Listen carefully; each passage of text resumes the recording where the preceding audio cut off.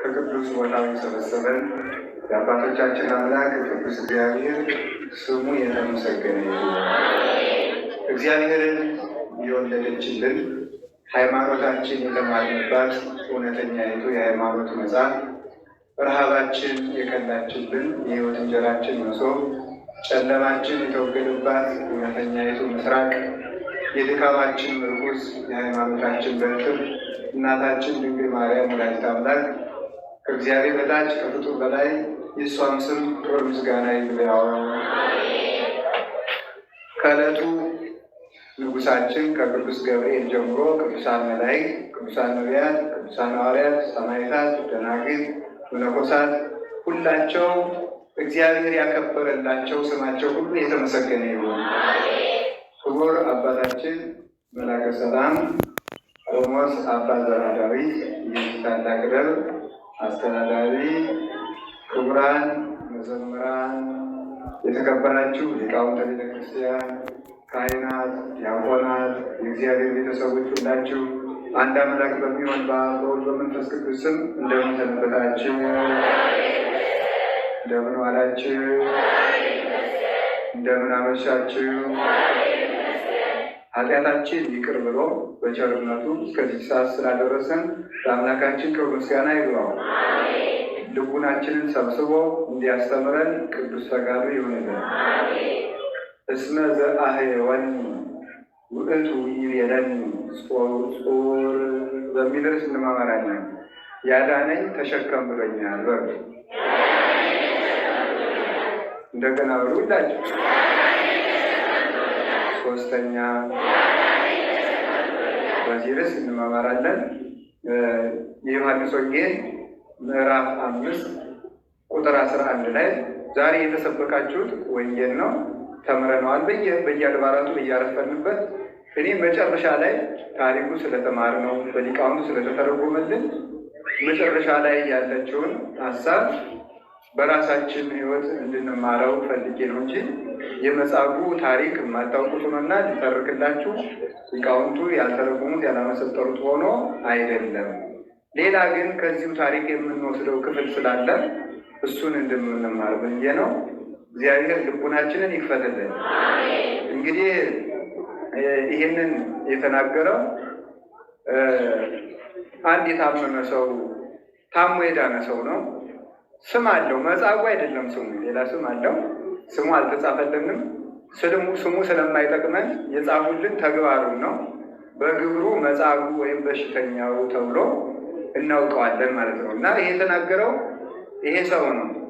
እንግዲህ ሁላችሁ እንደምታውቁት በኢየሩሳሌም መጠመቂያ 5 ክፍል የነበራት መጠመቂያ ነበረች። ፈውስ የሚገኝባት ናት። ያ መጠመቂያ ምን ማለት እንደሆነ ትርጉሙ ክቡር ሊቀ ሊቃውንት የኔታ ዘሐዲስ ማለዳ ተርጉመው ስላስተማሯችሁ የጸበሉን ትርጉም እኔ መካም አላደርገው ማለት ነው። በዚህ አካባቢ አልሄድም። ስለዚህ ሰውየው ስለዚህ በዚያ 5 መኝታ ነበሯት። ሰዎቹም በሽተኞቹም 5 አይነት ናቸው። ተምራችሁታል? ሳይ እንኳን ተመስገን። ስለዚህ አርፈው ቁጭ በል ነው አይደል? እንኳን ተማራችሁ። ስለዚህ 5 ክፍል ነበሯት፣ 5 መኝታ። የመኝታ ክፍል ወይም የውሃው መመላለሻ 5 ነበር። በሽተኞቹ ስንት ናቸው? 5 ናቸው ማለት ነው። 5 በሽተኞች በዚያ አካባቢ ይተኙ ነበረ። ከዚያ ቀድሞ የገባ ይድን ነበረ። መልአኩ ውሃውን ያናውጠዋል። እዚያ ገብቶ የተጠመቀ ሰው ይድናል። ቅዳሜ ቀን ነበረ ሰው የሚድነው። ስለዚህ የሰውዬ ወረፋ አልደርሰው ብሎ ወይም ተሸክሞ የሚያገባ ወጥቶ 38 ዓመት ተኝቶ ኖረ። ጌታችን መድኃኒታችን ኢየሱስ ክርስቶስ መጣና ሲያበቃ መዳን ትፈልጋለህ አለው። እሱም ሰው የሌለኝ ሆኖ ነው እንጂ እሱማ እፈልጋለሁ አለ። ጌታም የጠየቀበትን ምክንያት ታውቁታላችሁ። ስለምንድን ነው? እግዚአብሔር በግድ ስለማያድን ማለት ነው። በግድ ስለማያድን። አሁን አንዳንድ ጊዜ አንዳንድ ጥያቄ ተነስቶባቸው ያውቁ። ቆይ እግዚአብሔር ግን ይህን ያህል ስብከት ስበቡ ትርጓሜ ተርጉሙ፣ ወጣችሁ ውረዱ ምናምን ከሚል በአንድ መብረቅ አስደንግጦ ሁሉንም ሰው ክርስቲያን ቢያደርገው ምን ችግር አለ ብላችሁ አታውቁ ይላል እኮ ብዙ ሰው ማለት ነው። አንድ ቀን ጠራርጎ አፉን ለጉሞ እዚህ ሁሉ ይሄን የሚጫጫኸውን በቤተ ክርስቲያን አካባቢ ከቦ የጣዖት እንዲያ ያለ ሰርቶ የሚጫጫኸውን ሁሉ ጉሮሮውን ዘብቶ ያመጣው ትላላችሁ አይደል? አንዳንድ ቀን እንላለን። ግን ምንድነው እግዚአብሔር የውድ አምላክ ነው። ያ የሆነበት ምክንያት የሰው የተፈጠረበት ዓላማ ይፈርሳል። ሰው ማንን መስሎ ነው የተፈጠረ? እግዚአብሔር ነው። እግዚአብሔርን ከምንመስልበት መልክ አንዱ ደግሞ ምንድነው? ነፃ ፈቃድ ይባላል። ነፃ ፈቃድ እግዚአብሔር እኔን ጥቁር ለማድረጉ የሆነ ሰውን ቀይ ለማድረጉ የሚከራከረው ሰው አለ? የለም አይደል? ጨረቃን ቀዝቃዛ ለማድረጉ ፀሐይን ሙቅ ለማድረጉስ የሚከራከረው ሰው አለ? የለም አይደለም? ሰማይን ከላይ ለማድረጉ ውሃን ከታች ለማድረጉ የሚከራከረው ሰው አለ? ወተትን ነጭ ለማድረጉ ደምን ቀይ ለማድረጉስ የሚከራከረው ሰው አለ? የለም አይደል? አንዱን ሰውዬ እግረ ቁራጥ አድርጎ ስለማስወለዱ አንዱን ሰው አይነ ስውር አድርጎ ስለማስወለዱ የሚከራከረው ሰው አለ? አለ። እየተከራከራችሁ አይደል? እናንተ ትከራከራላችሁ። አሁን አለ፣ ግን መኖር የለበትም ነበር። ለምሳሌ ብትጠሩት የማይሰማ ብትጠቅሱት የማያይ እግር እያለው የማይራመድ አፍ እያለው የማይናገር ልጅ ብትወልዱ ደስ ይላችኋል? ይኸው የሚለው የለም ብላችኋል፣ ግን አላችሁት ማለት ነው። እንደዚያ ያንን ጭምር መቀበል ነው። ስለዚህ በከመ ፈቀደ ይገብሩ በከመ ሀደየ ይፈጽም። ስለዚህ እንደወደደ ሁሉም ነገር ይሰራል፣ እንዳሰበ ይፈጽማል። አልቦ ዘይብሎ ምን ተገበርከ ዘንተ ይሰምኮ ዘንተ አሰነ ይቀር። ሃይማኖት የሚጀምረው ሁሉንም ነገር ትክክል ነው ብሎ ከመቀበል ነው። ሁሉንም ነገር ትክክል ነው ብሎ ከመቀበል፣ በተለይ ከእግዚአብሔር የሆነውን ማለት ከእግዚአብሔር የሆነው ትክክል ነው ብሎ መቀበል በጣም እውነተኛ አማኝ የሚባለው እሱ ነው። ከእግዚአብሔር የሆነው ነገር ሁሉ ትክክል ነው። ከስጋ ውጭ እንዴት ሊሆን ይችላል? አሁን ለምሳሌ አንድ ሰው አይን እያለው አይን የሌለው ጆሮ የሌለው አፍ የሌለው እግር የሌለው እጅ የሌለው ልጅ ወልዶ አይዞህ ይሄ ልጅ ይጠቅማል ብንለው ምን ሊለን ይችላል? እንዴ አብዳችኋል፣ መቼ ነው የሚጠቅመኝ ይላል። ድኖ ይጠቅማል። ይሄ አንዱ ነው። ግን ሳይድን ይጠቅማል ብንለውስ እንደው ድኖ ይጠቅማል ራሱ ሌላ የሚያከራክር ጉዳይ ነው። ገና እሱ እስከሚድን ልንል እንችላለን። ግን ሳይድን ይጠቅማል ብንባል እንደዚህ ያለ ሰው ተወልዶ ይሄ ሰው ባይድንም ይጠቅማል ብንባል ምንድን ነው የምትመልሱት? ማለት እውነት ይሄንን ግን መቀበል እንችላለን? አንችልም። ግን መቀበል አለ። እንደሱ ነው የምንቀበለው። ደግሞ አማራጭ ስለሌለን ሳይሆን እንደዚያ ማድረጋችን በትክክል የሚረባን ስለሆነ እንደዚያ ማድረጋችን በትክክል ስለሚረባን እውነት ስለሚጠቅመን ነው እንጂ እግዚአብሔርን ተከራክረን ማሸነፍ የማንችል አቅመ ደካሞች ከመሆናችን የተነሳ ምን ማድረግ ይቻላል? እሱ ያመጣውን ዝም ብሎ መቀበል ነው በሚል በተስፋ ቆራጮች ንግግርና እቅድና ሀሳብ መሰረት በእንደዚያ ተመርቶ የሚቀበል ሰው በእርግጠኝነት ከተቀበለው መከራ የተነሳም ሊያተርፍበት አይቻለውም። አንድ ሰው ሊያተርፍ የሚቻለው በእርግጠኝነት ይሄ ነገር የሚጠቅም ነው። ምን ነው የሚጠቅመው? ይሄ ሰው ለምሳሌ ምን ብሎ ሊጠቅም ይችላል? ይሄን ሰው ማስታመም በራሱ ጥቅም ነው። ይሄን ሰው ተሸክሞ መኖር በራሱ ይሄ የእግዚአብሔር ጸጋ ነው ብሎ መኖር እግዚአብሔር በሰጠው ነገር ላይ እንከን የለበትም። ጸጋው እግዚአብሔር ውልድ እግዚአብሔር የሰጠው ጸጋ ልጆች የእግዚአብሔር ስጦታ ናቸው። ስለዚህ በእግዚአብሔር ጸጋ ውስጥ ነውር ስለሌለበት በሕሊናዬ የከፋ ቢመስለኝ እንኳን በእግዚአብሔር ግን ጠቃሚ ነው። መቼ ሲጠቅም ይታወቃል። ስለዚህ አንድን ነገር ነገሩ ሲስተካከል ይጠቅመኛል ብሎ ማሰብ ክርስቲያንነት አይደለም። ባይስተካከልም ነገሩ ይጠቅመኛል ብሎ ማሰብ እንዳለ ማለዳ አንድ ቤተክርስቲያን ላይ ስንማማርበት ነበር። ለምሳሌ አንድ ነገር ንገራቸው። አንድ ለምሳሌ የኔ መምህር አሉ። ለምሳሌ የኔ መምህር አሁን እኔ ሌባ በሆንባቸው ጠቅማቸዋል አልጠቅማቸውም? ሁልጊዜ መስረቅ፣ መጽሐፋቸውን መስረቅ፣ ካባቸውን መስረቅ፣ ቀሚሳቸውን መስረቅ አሁን ይጠቅማል አይጠቅምም? አይጠቅም ማለት እንዴት አወቃቸው? ለእኔ ነው የማይጠቅመኝ፣ ግን ለእሳቸው ይጠቅማል አይጠቅምም? አንድ ባይታዊ ነበርና ደቀ መዝሙሩ ዝም ብሎ ሁልጊዜ መስረቅ ነው ስራው። ለአባ ይችን ዳቦ ስጥልኝ ሲባል እሱ ተቀድሞ ይበላታል። ይችን ስጥልኝ ሲባል እሱ በቃ እንደዚያ እያደረግና እግዚአብሔር በጣም ብዙ የብርሃን አክሊል ሰጣቸው ሲሞቱና ምንድን ነው ያላቸው? እግዚአብሔር ይህን ሁሉ አክሊል የሰጠው ያን ሌባ ደቀ መዝሙርህን ታግሰ ስለኖርክ ነው ያላቸው። ከዚያ ምን አሉ? ሊያርፉ ሲሉ ደቀ መዝሙራቸውን ጠርተው እጆቹን ሳሙና እየሰረቁ ክብር ላሰጡኝ እጆች ክብር ይገባቸዋል።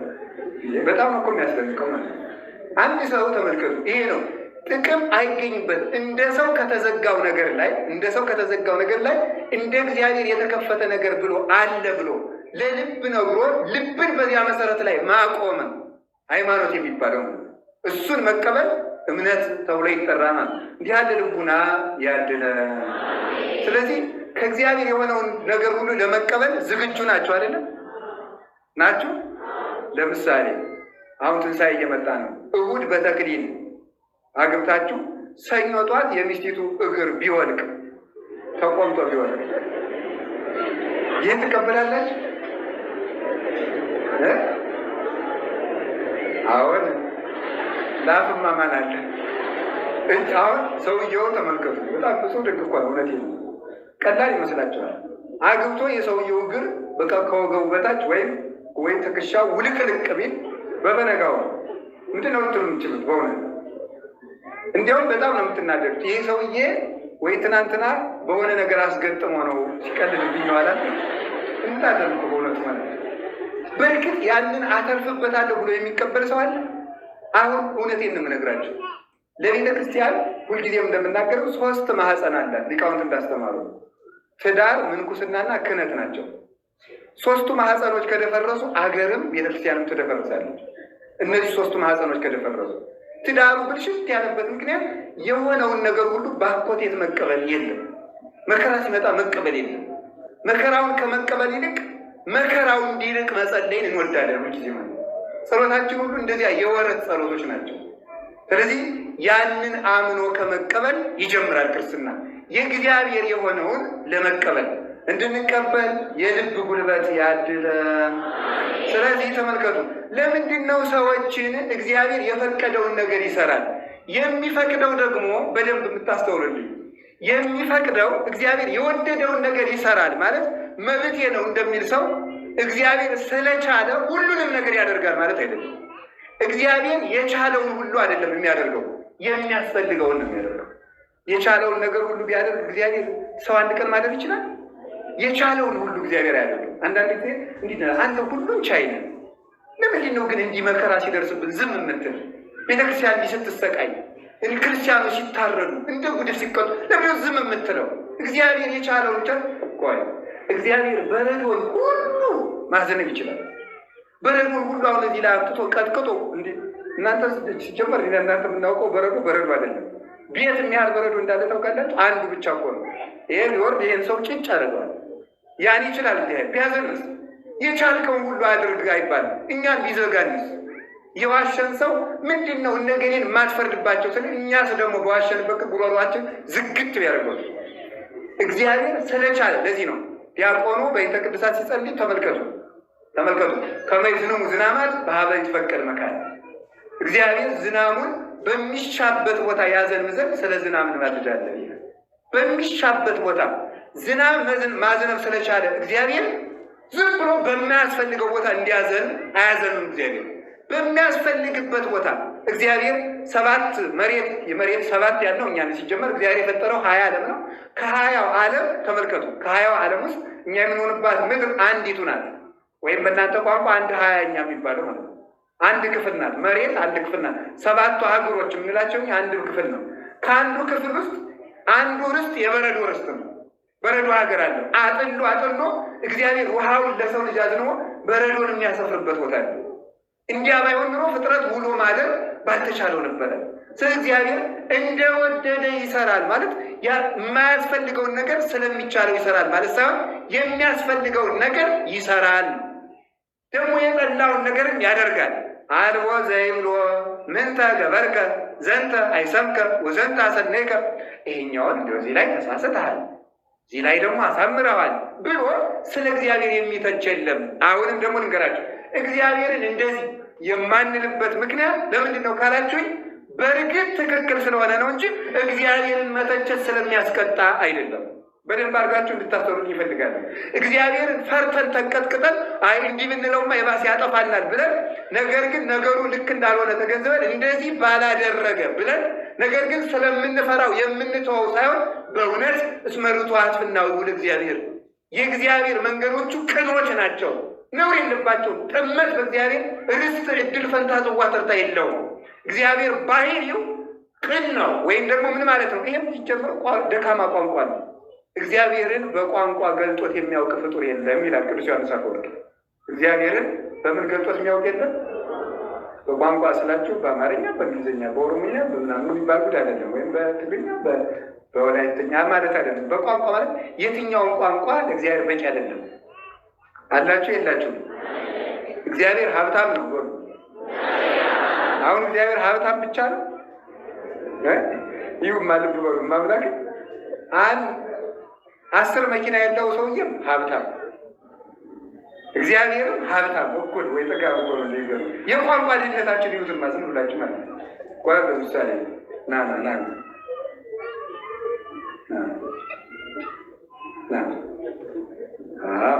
ይሄ ምንድን ነው የሚባለው? ልጅ በሉ ዙሮ ወደዚያ ማነው ስሉ ንጉስ።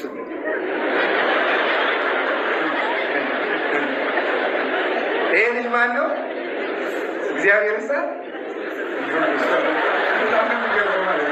ስለዚህ ይኸውላችሁ ምን ያክል በቃ ምንም እግዚአብሔር አሁን ይሄ ልጅም ቆይ ስሙ፣ ይሄ ልጅም ንጉስ፣ አፄ ኃይለ ሥላሴም ንጉስ፣ አፄ ምኒልክም ንጉስ፣ እግዚአብሔርም ንጉስ። በጣም ምን ፍጡር ምን ያህል አቅም እንደሌለው አስተውሉ። አሁን ሌላ ነገር ስለነገራችሁ ነው ስለ ልጅ። ይሄ ምንድን ነው? ልጅ በሉ። ክርስቶስ ከድንግል ስለተወለደስ ምንድን ነው የሚባለው? ልጅ። ከአብ ስለተወለደስ ምንድን ነው የሚባለው? ልጅ።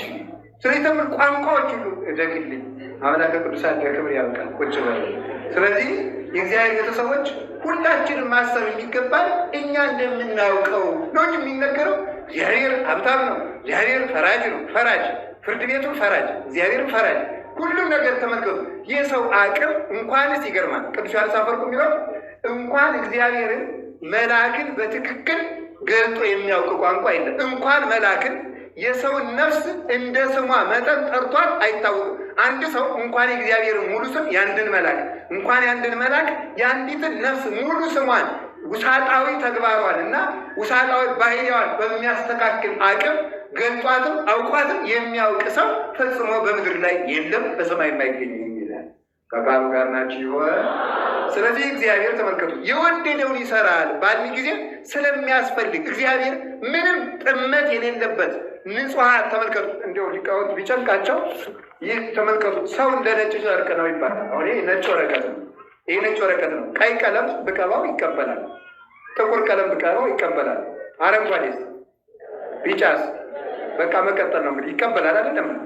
አዎ ሰው እንደዚህ ነው ይላል። ጻድቅ ሲያገኝ ይጸድቃል አይደል? ኃጢአተኛ ሲያገኝ ለምሳሌ እናንተ አሁን እዚህ ቅድም መዘምራን ሲዘምሩ ሁላችሁም ጻድቅ ሲሸቱ ነበር ሲዘምሩ። ደግሞ ወጣችሁ ትዘፍናላችሁ። መነኩሴ ስታዩ መመንኮስ ያምራቸዋል። ሰርግ ስታዩ ማግባት ያምራቸዋል። እንደሱ ሰው እንደ ነጭ ጨርቅ ነው ያቀረቡለት ሁሉ ይቀበላል። ስለዚህ ሰው እንደዚያ ነው። እግዚአብሔር ግን ባህሪው ተመልከቱ እስመ ንጹሐ ጠባያቲሁ ለእግዚአብሔር። እግዚአብሔር ባህሪው ንጹህ ነው። አሁን በደንብ ይህንን የምልበት ምክንያት አለ፣ ይነግራችኋለሁ በኋላ። ባህሪው ንጹህ ነው ማለት ውሃ ከመቀዝቀዝ በቀር እሳትነት እንደማይመቸው እሳት ከማቃጠል በቀር ተመልከቱ፣ በሊቃውንት ቋንቋ ለእሳት ባህሪ ውኤት እንጂ ቁረት እንደማይስማማው፣ ለውሃ ባህሪ ቁረት እንጂ ውኤት እንደማይስማማው፣ እሳት መፋጀት እንጂ ቅዝቃዜ እንደማይስማማው፣ ውሃ ማቀዝቀዝ እንጂ መፋጀት እንደማይስማማው፣ ለእግዚአብሔር ባህሪ ጽድቅ እንጂ ኃጢአት አይስማማው። ፈጽሞ ባህሪው ንጹህ ነው። ስለዚህ ምን ማለት ነው? እግዚአብሔር ባህሪው ንጹህ ስለሆነ ማድረግ ስለማንችል የባስ ብንነካ የእሱን ሀሳብ ብንነካ ያጠፋናል ብለን ሳይሆን የእግዚአብሔር ነገር ለሕሊናችን የከበደና የከፋ የተጣመመ ቢመስለን እንኳን በእርግጥ ትክክል ስለሆነ አመስግነን እንቀበላለን። አቅመቢስ ስለሆነ ከእሱ ጋር ተከራክሮ ማን ይዘልቃል ብለን እንደምንፈራው ሽፍታ ደንግጠን ሳይሆን በእርግጥ እግዚአብሔር እውነት ስለሆነ ነው። እግዚአብሔር እውነት ነው በሉ። እግዚአብሔር ምንድን ነው? ስለዚህ እግዚአብሔር ዝናብ ሲያመጣ እውነት ነው በሉ፣ ልክ ነው በሉ። ድርቅ ሲያመጣ እግዚአብሔር ሰላም ሲያመጣ እግዚአብሔር እንድንሞትም ሲያደርግ አቤት እግዚአብሔር ክፉ ሰዎች ሲያባርሩን እንድናመልጥ ሲያደርግ፣ አቤት እግዚአብሔር ክፉ ሰዎች እጅና እግራችን እንዲቆራርጡን ሲያደርግ፣ እስቲ እናያለን። እንግዲህ እስኪ ወደፊት እናያለን። እግዚአብሔር ያጸናል። የእግዚአብሔር አሁን ተመልከቱ፣ የእግዚአብሔር ሰዎች የእግዚአብሔር ከሆናችሁ አሁን ይውላችሁ ለጀማሪ ክርስቲያን የሚሰበከው እግዚአብሔር ያበላል፣ እግዚአብሔር ያጠጣል፣ እግዚአብሔር በ5 እንጀራ ብዙ ሰው አጥግቧል ነው። ቀስ ቀስ ተብሎ ነው። ስታውቁት ደግሞ ቀረብ ስትሉ መከራ ይነገራል ማለት ነው። እንግዲህ እስከ ዛሬ እግዚአብሔር ያበላል ብያችኋለሁ አለ። አሁን ደግሞ የምለው ደግሞ እግዚአብሔር ያስርባል፣ እግዚአብሔር ያስፈታል ብቻ ሳይሆን እግዚአብሔር ያሳስባል፣ እግዚአብሔር እንድንሰደድም ያደርጋል። የሚጠቅመን ከሆነ የሚጠቅመን ትልቁ ነገር እግዚአብሔር የማይጠቅም ጸጋ እንደማይሰጥ የማይጠቅም መከራ ያመጣል። በዚህ እርግጠኞች ነው። እግዚአብሔር የማናተርፍበትን ችግር አምጥቶ ማያውቅም። እሱ ብቻ አይደለም ከመከራው ስለምናተርፍ ብቻ ሳይሆን መከራውን የሚያመጣው ስለ መከራ ነው የምንማማረው። ወደ ትምህርቱ ስንገባ ማለት ነው እንመጣበታለን። ከመከራው ስለምናተርፍበት ብቻ ሳይሆን እሱ ብቻ አይደለም፣ መከራው ደግሞ በልካችን የሚመጣ ነው። በልካችን የሚመጣ ብቻ ሳይሆን መከራውን የምናመልጥበት በርም እንደተከፈተ ነው። ስለተከፈተ ብቻ ሳይሆን ከመከራው ማምለጥ ባንችል ደግሞ የመከራው መሸከሚያ ጉልበትም የተሰጠ ነው። እንዲህ አድርጎ እግዚአብሔር መከራን ያመጣል። ስለዚህ እግዚአብሔር ስራው በኃይሉ ትክክል እንደሆነ የወደደው እንደሚሰራ ሰው እግዚአብሔርን ይመስላል የተባለበት ምክንያት የወደደውን በመስራቱ ነው። የወደደውን በመስራቱ ነው። ምን አላችሁ? ስለዚህ አሁን እግዚአብሔር ቆይ ግን እግዚአብሔር ሰው ሲኦል እንዲገባ የሚፈልግ ለምንድን ነው ተብሎ ይጠየቃል። አንዳንድ ጊዜ እንዲሁም ምንድን ነው እሱ ግን አሁን ሲኦል እንደምንገባ ግን አያውቅም ይላል። አንዳንድ ጊዜ ያውቃል። ካወቀ ለምን እንድንገባ ያደርጋል ይላል። ተመልከቱ፣ ነፃ ፈቃድ ስለሰጠ ነው። ነፃ ፈቃድ ስለሰጠ እሱን ስላስመሰለ እሱ ሲገልም ሲያድንም ሲገልም ልገልም እንደሚቻለው ሊያድንም እንደሚቻለው እሳትን ማምጣት እንደሚቻለው በረዶን ማምጣት እንደሚቻለው አንተም ሲኦል ይሻለኛል ካልክም ሲኦልን፣ ገነት ይሻለኛል ካልክም ገነትን እንድትመርጥ በማድረጉ እግዚአብሔር ነፃ ፈቃድ ነው። አንድ ጥያቄ እስኪ አንድ ሀሳብ ልንገራችሁ። እግዚአብሔር ኃጢአት ሲሰራ ለኖረ ሰው ሲኦልን በመስጠቱ ሰውየውን ነፃ ፈቃድ መብቱን ጠብቆለታል አልጠብቀንም? አቤት በጣም ጎበዝ ሊቃውንት ናችሁ ማለት ነው። ለምን መሰላችሁ? ሰውየው አንድ ሰው ኃጢአት ሲሰራ መውረስ የምፈልግ ሲኦልን ነው ማለት ነው። ሲኦልን ነው። ስለዚህ እግዚአብሔር ደግሞ ፍላጎቱን ሊያከብርለት ይገባል። ስለሚያከብርለትም ኃጢአት ለሰራ ሰው ገነትን አይሰጥም። እንዲህ ምርጫውን ሊያከብርለት ስለሚገባ እና እንዲያውም ቅዱስ ዮሐንስ አፈወርቅ ምንድን ነው የሚለው? ለበደለኛ ሰው ሲኦልን በመስጠቱ እግዚአብሔር ምን ያህል ቸር ነው ይላል። ለምን? አክብሮለታል የመረጠው። ስለዚህ ሰው ነፃ ፈቃድ አለው። ነፃ ፈቃድ ስላለው እግዚአብሔር ሰዎችን አስገድዶ አያጸድቅም። አንድ ክርስቲያን ቢቀር እንኳን ሃይማኖትን በጉልበት እግዚአብሔር ሊያስፋፋ አይችልም። ሁሉ ክዶ አንዱ ቢቀር ለምን? እግዚአብሔር በአምሳሉ ስለፈጠረን ያቺ ቃል ኪዳን እግዚአብሔር የወደደውን መምረጥ እንደሚችል ሰው የወደደውን መምረጥ መቻሉ አንዱ እግዚአብሔርን የምንመስልበት መልክ ስለሆነ፣ ስለዚህ ሄደና መጽሐፉን ምን አለው? መዳን ትፈልጋለህ? እስኪ በሉላችሁ። ፈቃዱን አከበረለት። እሱማ ግን ሰው የለኝም። እስኪ በሉ እሱማ።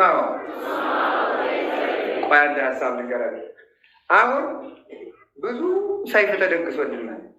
በየቦታው የተደገሰልን ሰይፍ አለ። በኢትዮጵያ ምድር ዳርቻ በሙሉ ሰይፍ ታጥረና ያለ ዳርቻ ብቻ አይደለም፣ እዚህ አጠገባችንም ብዙ ሰይፍ ይኖራል። ደግሞ አይታል ብሎ ደግሞ መንግስት እንዳይዘኝ እንጂ እኔ አላየሁም። ዞሮ ዞሮ ግን አለ።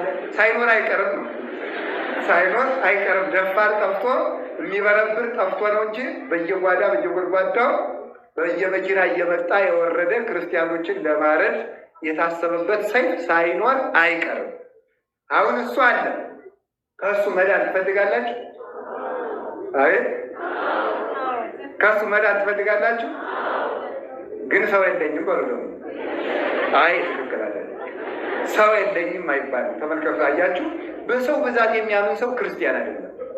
መጽሐፉ ክርስቶስ 5000 ሰው ሲከተል ስላየው ከነዚህ ደናደኖችን መርጦ ይህን ሰው ተሸከምቱ ብሎ በሰው ያድነኛል ብሎ ነው ያሰበው። ነገም ደጋግሜ እነግራቸዋለሁ፣ እግዚአብሔር ሰዎችን በሰው ሊያድነን ይችላል ብለን የምታስብበት የሚያድነን ራሱ ነው። እግዚአብሔር ከቤቱ ሰው ስለጠፋ አንዳንድ ጊዜ እንዲህ እንላለን፣ ቆይ ግን አሁን ለእኛ የሚሆነን ሰው እንዲሁ ቤተ መንግስት አካባቢ አለ ይላል አንዳንድ ሰው። ለእኛ የሚሆኑ ሰዎች እንዲያው ባለጸጎች አሉ እስኪ እንቁጠር ይላል። ዩኒቨርሲቲ እንትን አሉ እንትን አሉ አይደለም። እግዚአብሔር የእሱ ያልሆኑትን ሰዎች ለማጥፋት የግድ ከሱ ሰዎች ማስነሳት አይገባል። ራሳቸውን በራሳቸውን ማጥፋት ይችላል። ባቢሎናውያንን ናቡከደነፆርን ለማጥፋት እነ ዳንኤልን ጦርነት ነግጥፎ አይደለም ያላቸው። አይደለም ምን ነው ያላቸው ታዲያ ካላችሁ ያለው እንዴት ነው ያደረገው? ናቡከደነፆር በብልጣሶር ተተካ፣ ብልጣሶር በቂሮስ፣ ቂሮስ በዳሪዮስ፣ ዳሪዮስ በእስክንድር ጠፋ፣ እስክንድርም ሞተ ማለት ነው። እግዚአብሔር ከቤት ጠላት አስነስቶ ራሳቸውን በራሳቸው ይፈጃቸዋል። ድመት ልጇን እንደምትበላት የእፉኝት ልጆች እናት አባታቸውን በልተው እንደሚገሉ ሃይማኖት የሌላቸው ሰዎች እንደ እፉኝት ናቸው። እፉኝት በጣም የሚገርማችሁ ነው። እፉኝት ስትጸንስ በመጽሐፍ እንደተማርነው በምትጸንስበት ጊዜ ምን ታደርጋለች? ባልየው ይሞታል። የእባብ ዝርያ ናት። በሙት ባህር ዳርቻዎች አካባቢ የምትገኝ የእባብ ዝርያ ናት ይላሉ ሊቃውንቱ። እንዲሁም በዚህ ዘመን ተማርን የሚሉ እንዲ አልፎ በዚያ እንደ እንግሊዝኛ ቆጠር ያሉት አይ ተረት ነው የሚያወጉ እንጂ እንደዚህ የሚባል እንስሳ የለም፣ ይሄ አንድምታው ተረት ነው ይላሉ። ግን በየትኛውም ጥናት ማድረግ ትችላላችሁ። የምትገኝም በሙት ባህር ዳርቻዎች አካባቢ ትገኛለች። እቺ የእባብ ዝርያ ስትጸንስ ባልየው ይሞታል ወንዱ። ከዛ ስትጸንስ ደግሞ ስትወልድ ደግሞ ምን ያደርጋሉ? በምትወልድበት ጊዜ ማህፀኗ ጠባብ በመሆኑ ልጆቹ መውጣት አይችሉም እና የእናታቸውን ሆድ ገጥ ቀደው ይወለዳሉ። ከዚያ ምን ያደርጋሉ? ተመልከቱ። እነዚህ እፉኝቶች ሲጸነሱ አባታቸውን፣ ሲወለዱ እናታቸውን ገድለው ይወለዳሉ።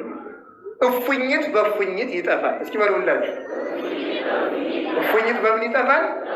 እፉኝት በእፉኝት ይጠፋል። እፉኝት ማለት እባብ ነው። እባብ ማለት ደንቆሮ ነው። እባብ ጆሮዋ ደንቆሮ ነው እና የሚገርማችሁ ቢማከሩባት አስተማም። እንዲሁም ደግሞ ይባስ ሆኖ ደንቆሮ ጆሮዋ በላይ ጅራቷን ሰውነቷን ታጥፍና ጅራቷን ጆሮዋ ከነበረበት ላይ ታደርገዋል። ጆሮዋ ተደፍኗል። ከዚያ በኋላ ምን ታደርጋለች መሰላችሁ? ወከወ ከማሩ የብል ጽምምት ዘንያ ይላል ቅዱስ ዳዊት። ጆሮዋ እንደነቆረች እባብ ናቸው አሕዛብ ይላል። ትጠቀልና ወገቧን ጅራቷን አምጥታ ጆሮዋ ከነበረበት ላይ ጆሮዋ ተደፍኗል። እግዚአብሔር እባብን ሲረግማት እግሯን አሳጥቷታል፣ ጆሮዋን ደፍኖባታል፣ አፈር ላይ ብሏታል። ሶስቱን ነገሮች ነው እርግማን የደረሰባት። ሰው ከእግዚአብሔር ሲለይ አፈር ብላ እንደተባለ ሟች ይሆናል፣ ምድራዊ ይሆናል። እግሩ ሽባ እንዲሆንበት ወደ ሰማይ ማሰብ የሚችልበት እግረ ልቡና አይኖረውም። ጆሮው እንደደነቆረ ጆሮዋ እንደተደፈነ ሰው መዳኛውን አይሰማም፣ የሚጠቅመውን አይሰማም። ከእግዚአብሔር ረድኤት ሲለይ ማለት ነው። ከዚያ ይህች እባብ የሚገርማችሁ የዚህች እባብ ዝርያ መርዟ ያለ አንደኛ ከጭንቅላቷ ነው፣ ሁለተኛ ከጅራቷ ነው። ከዚያ በኋላ ጅራቷን ወስዳ ከጆሮዋ ላይ በማስቀመጧ መዝሙር 59 ላይ መመልከት ትችላላችሁ። ጅራቷን ወስዳ ከጆሮዋ ላይ በማስቀመጧ የጅራቷ ጫፍ ፀሐይ ሲመታው ይቀልጥና ጆሮዋ በነበረበት ትንንሽ የላበት መውጫ ቀዳዳዎች ይገባና የራሷ መርዝ እባቢቱን ይገላታል። እፉኝት በእፉኝት ይጠፋል፣ እባብ በእባብ ይጠፋል። ሰው የሚጠበቅበት ርግብ መሆን። እግዚአብሔር ርግብ እንድንሆን ይርዳን። የእባብን ብልሃቱን ደግሞ ፈጽሞ መድኃኔዓለም ያድለን። ስለዚህ እግዚአብሔር ሰው የለኝም ብለን እንደ መጽሐፉ በዚህ ዘመን መከራው እንዲርቅ እንፈልጋለን። ግን ሰው የለኝም ሳይሆን አዎ አንተ አቡነ ወአንተ እምነ፣ አንተ አባታችን፣ አንተ እናታችን ነህ፣ አንተ ልታድነን፣ አንተ ልታጠፋን ትችላለን ብለን ወደ እግዚአብሔር ማመልከት ነው። አምላከ ቅዱሳን ልመናችንን ይስማል። በኋላ እንግዲህ መጻጉዕን በአልጋህን ተሸከም አለው። አያቸው የላይኛውን ታሪክ ትቻለሁ። ጸበሉ ሁሉ አልጋህን ተሸከም አለው። አልጋው ሊቃውንት እንደሚያስተምሩት በአጭር ቃል ለምን አልጋህን ተሸከም ሲለው አልጋው የብረት አልጋ ነበረ። ስለዚህ ተመልከቱ፣ 38 ዓመት የተኛ ሰው እንኳን አልጋ ሊሸከም ራሱ መቆም አይችልም። ክርስቶስ ሲል ግን የ38 ዓመት በሽተኛ የብረት አልጋ ይሸከማል። ከእግዚአብሔር የወጣ ሰው ደግሞ በጠጠር ይሞታል እንደ ጎልያድ ያለው። እግዚአብሔር ሲል ግን የ38 ዓመት ደካማ የብረት አልጋ ይሸከማልና ተሸከማል። አልጋውን ተሸከመ። ሲሸከም ይሄ ነው ርዕሳችን። አይሁድ ሄዱና ምን እንዳሉ ሰምታችኋል? ሰንበት ነውና እይደለወከ ትጹር አራተከ፣ ሰንበት ስለሆነ አልጋ ልትሸከም አይገባም አሉት። ሰንበት ነው።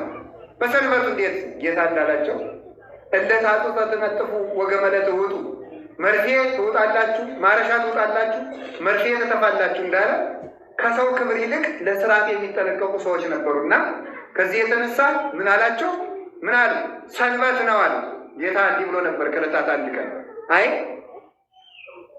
እንዴት በሰንበት ሽባውን ትፈውሳለህ ሲሉት፣ አይ ከእናንተ መካከል በጉ ገደል የሚገባበት በጋቸውን የሚፈልግ የለም አለ። አለ ከሰውማ በግ አይበልጥም ማለት እስኪ በሉ፣ ከሰውማ በግ አይበልጥም በሉ።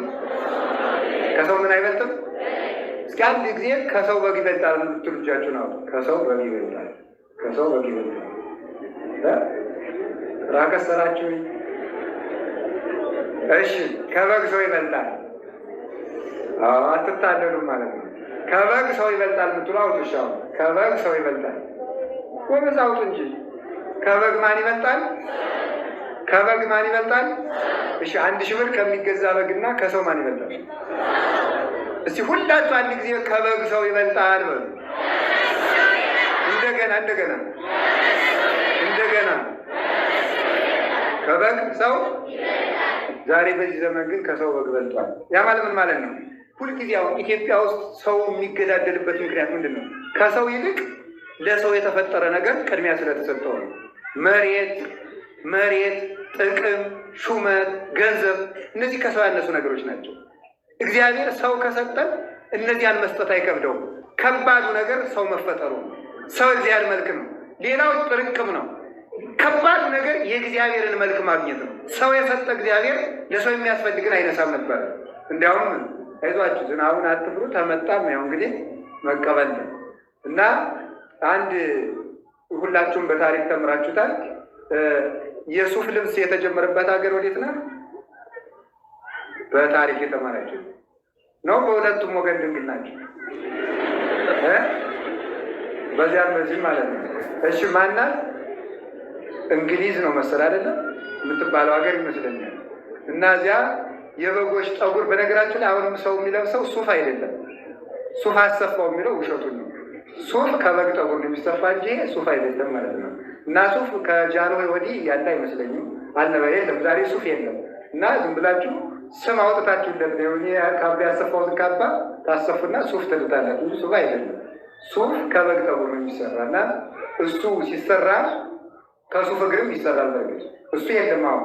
እና እሱ ከበግ ጠጉር ሲሰራ ሀብታሞች በግ ለማርባት ብለው የድሆችን ገንዘብ በከፍተኛ ገንዘብ እየገዙ ድሆችን ገደል ይከቷቸው ነበረ፣ ያሰድዷቸው ነበረ። ከዚያ አንድ ፈላስፋ ምን ብሎ ተናገረ ነው የሚባለው? ታውቁታላችሁ አይደለም? ድሮ ሰዎች በግ ይበሉ ነበር፣ ዛሬ በጎች ሰዎችን በሏቸው ብሎ ተናገረ።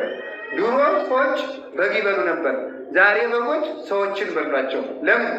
በጎች የበጎችን ልብስ ለማሰራት ፀጉራቸውን ለማግኘት በግ መርባት አለበት። ለበጎች ማርቢያ ግጦሽ ተብሎ ሰው ይገደል ስለነበር ማለት ነው። ይኸው ዛሬ በቁራሽ መሬት ሰው እየታረደ በሰው ደም ሰው እጁን ታጥቦ ይበላል። ሰው መብለጡ ቀረ። ስለዚህ ሰው አይበልጥም አለ። ሰው የሰንበት ስራ መሆን ያለበት ሰው ነው። አንድ ሰው እሑድና ቅዳሜ ሊሰራ የሚገባው ምንድን ነው ካላችሁ፣ ሰው ኧረ በሉ ሰው በሉ። ምን መስራት አለብን? ሰው የታመመ ሰው ሆስፒታል ማለት እሑድ ማድረግ የሚገባል ሰው። ነዳያንን ሰብስቦ ልብሳቸው ያጡትን ሰጥቶ፣ የተራቡትን መመገብ፣ የታሰሩትን መጠየቅ፣ መማር፣ ሰውነት የሚሰራበት ቀን ነው እሑድ እንጂ በግ የሚፈለግበት እቁብ አለብኝ እንዲህ አለብኝ ያላው። በእውነት ሌሎችም እንዲያውም አሁን አንዳንድ መስሪያ ቤቶችም ቤተክርስቲያንን መበቀል ስለፈለጉ ይመስላል አብዛኛውን ስብሰባ እሑድ ያደርጉታል። ቤተክርስቲያን መበቀል ስለፈለጉ ሰው እሑድ የሚሰራበት ቀን ነው። የሰንበት ስራ ሰው ነው። ስለዚህ ጌታችን ቅዳሜ ሁልጊዜ የሰንበት ሰው ይሰራ ነበረ። ዋናው ስራ ሰው ስለሆነ አሁን ሰው መስራት ስለቀረ ሰውን ስላልሰራው ሰው ትተን መሬት እየሰራን ስለሆነ መሬቱ ሰዎችን አላኖር ብሎ ሰዎች እየተቀበሩበት ይገኛሉ ማለት ነው። ሰው ስላልሰራን ማለት ነው። መስራት ላይ ያተኮር ነው ህንፃ ወዘተርፈ ነው እንጂ ሰው መስራት ቀረ። ክርስቶስ ሰው የሆነው ሰው ለመስራት ነው። ሰው የሆነው ሰው ለመስራት ነው። በቤተ ክርስቲያን ብትሄዱ፣ በትልልቅ ቦታዎች ብትሄዱ፣ በትልልቅ አድባራት ብትሄዱ፣ በትልልቅ ገዳማት ብትሄዱ፣ አሁን ዘመኑ ተለውጦ ሰው መስራት ሳይሆን ህንፃ መስራት ሆኗል ነገሩ ማለት ነው። የሚቀድመው ግን ሰው ነው።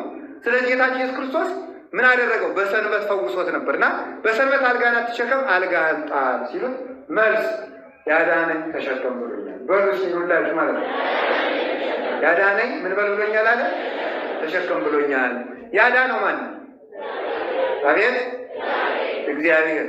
ስለዚህ ያ እግዚአብሔር ተሸከም ብሎታል። ሰዎች ጣል ሲሉት ያዳነኝ ተሸከም ብሎኛል። ስለዚህ የዳነ ሰው የሚሸከመው ነገር አለ። ትምህርታችን የሚያጠነጥነው እዚህ ላይ ነው። እችን ነው የምንጨርሳው።